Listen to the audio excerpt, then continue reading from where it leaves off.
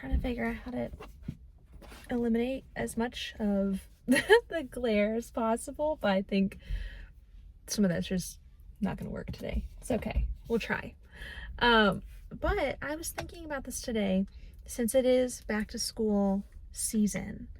I thought it was a good time to make this video, and what I want to talk about today is going back to school later in life. As you can tell, not that much later in life, but still being a non-traditional student, which if you go by the FAFSA definition, that typically would be like mid-20s and up. So when I decided to go back to school, I looked on YouTube and I really didn't see too much in terms of content about people that were like real adults going to school. And so you kind of have to just do things from scratch and reinvent the wheel. But it's a little bit on my backstory, and I try not to get distracted here because I'm in a parking lot and it's super busy, but a little bit on my backstory. I went to college for 1 year when I was 18, and I was going to a school that is on the calendar system. So basically in one like September to August, I guess it would be year, I did about 3 semesters of school. And then I had to drop out because I just could not afford to keep going. And I had been financially independent from like my parents from the time that I was 18 and a half. I did not have a lot of family support. My siblings have always been very supportive of me emotionally, but at the time I was 18, so my older siblings would have been 20, 22, and 24. So they were still like, they were just getting established in life and stuff like that. So not a lot of social support, not really financial support. Like my oldest sister helped me out to buy my first car, so that definitely came in clutch, don't get me wrong, but in general, like I didn't have somebody that was like, here's 20 grand to go to school. So another thing too, if you're not from the US, you probably don't know this, but the way that financial aid in the US works, I'm gonna move this a little bit, I think that's a little bit better. The way that financial aid works is that the government considers you to be a dependent until you're 24 years old. So even if you are totally financially independent of your parents and you live alone and you're working corporate job, all this stuff, unless you like file for an override, and you're in like the 2% of cases where they will let you do an override for a few reasons, you're just kind of screwed. So in my case, I basically had to wait until I was 24 and I could fill out my own FAFSA and go off of my info. And keep in mind, by the time I was 22, I was working my first like real office job. I lived alone at this point, didn't have roommates anymore, like had my own apartment, my own car, all this stuff. But in the eyes of the government, I was still a dependent. And at the time, this has changed since, but at the time, you cannot even, you couldn't even get an unsubsidized loan without your parents' information. Unsubsidized loan in your name, not a Parent Plus, right? So needless to say, I had to wait a long time to go back to school just because of money. And I think a few things have stood out to me in my experience. A few difficult things that you will probably have to deal with. The first thing is the judgments of other people. And luckily, this has not been too bad for me, but there have been a couple people, one of which was an ex-boyfriend of mine who was also going back to school, but he had been in the military, so I guess that's different. But sometimes people will look at you and think that you have no ambition, that you're lazy, you're not a hard worker, all of these things because you're going back to school in your 20s, mid 20s, or late 20s, or older, whatever.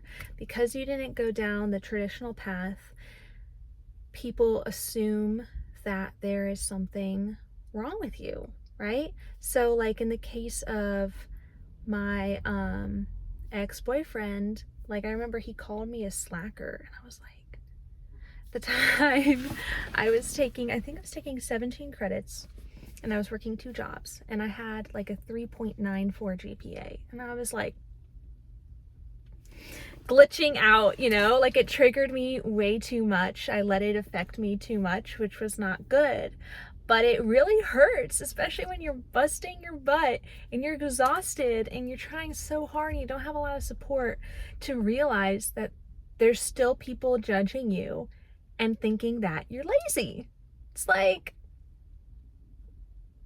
my 2 jobs and my what? Huh?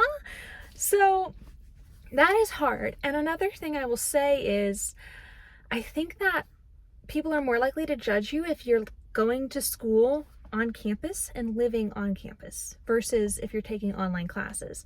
Like for me, I had to go back in person because I was getting a music degree. So I finished with my residency, I finished with all my music stuff, but I have some gen eds that I'm finishing right now, and I can do those online.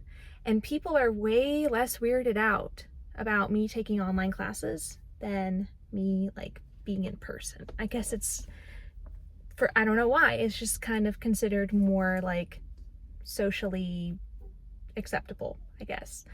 So that's something you just have to keep in mind. It's really easy for people to say, don't let things affect you.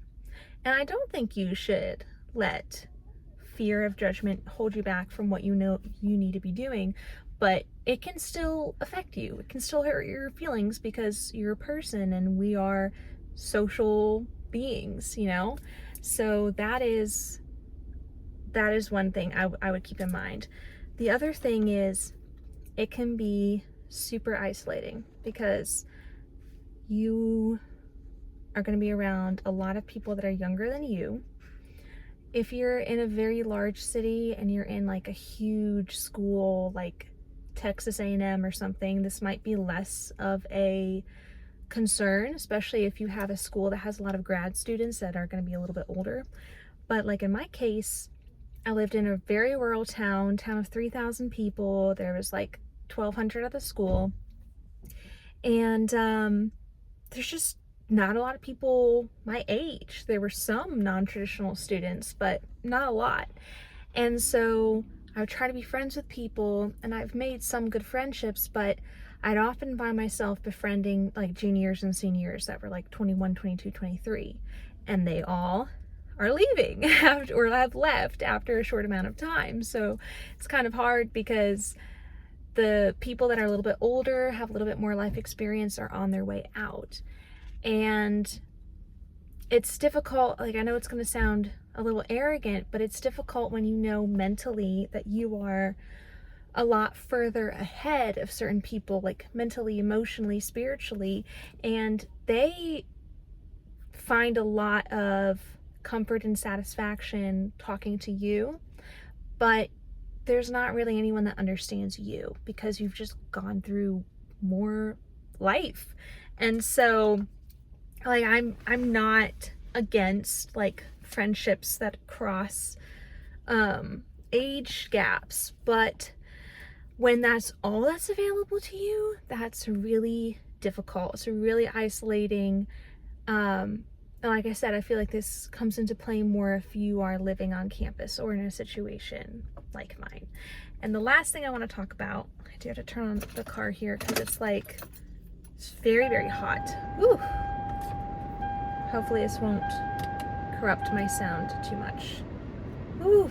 Okay. Last thing I want to talk about is feeling like you are behind and feeling like you are missing out on life. So I think I feel this less because a lot of people in my cohort graduated either right before COVID or during COVID or like right after. And so because everything got really wonky with the economy and with jobs and stuff like that, a lot of people that were on a different trajectory than me and finished earlier are actually in the same boat as I am, interestingly enough. But I think that's just because of COVID. So a lot of us, whether you've had to wait to go back to school or not, I think feel like we've lost a year or 2 years or more of our lives, and it's just sort of like disappeared, you know? So for me, you know, in that period of time, 19 when I left school and 24 when I went back, it's what, 5-year period, I changed dramatically as a person. I grew a lot emotionally and spiritually, don't get me wrong. Did a lot of inner work, learned a lot about myself, what I want out of life and out of the world. So it's not like that time is wasted, but I don't have a lot tangibly to show for myself. So I kind of know, like, here and here, like, how much I've changed, how much I've grown, but there's not like a ton of extra money in my bank. There's not a ton of assets. There's not a ton of projects I've completed. There's not a house. There's not a blah, blah, blah. And so that is very hard because it's like, wow, I feel like in terms of material things, I've just tread water for 5 years, partly because I didn't have a degree. I was turned down from jobs that I had experience for because I didn't have a degree. I had a pay threshold, and I know like the mode du jour right now is like trashing college education and saying you don't need it and saying that it's irrelevant and all these things. But that just was not my experience. Sorry, I'm getting distracted. There was like a guy wandering around the parking lot. I'm like, sir. Like, you know, when people wander, but like they kind of look a little shifty. But anyways, I lost my train of thought. Materiality, resources, treading water, people shitting on college degrees. Okay, we're back on track.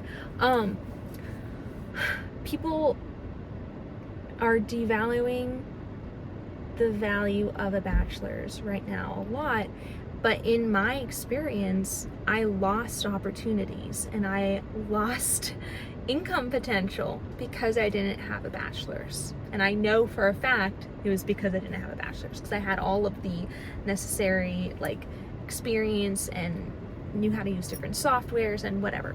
So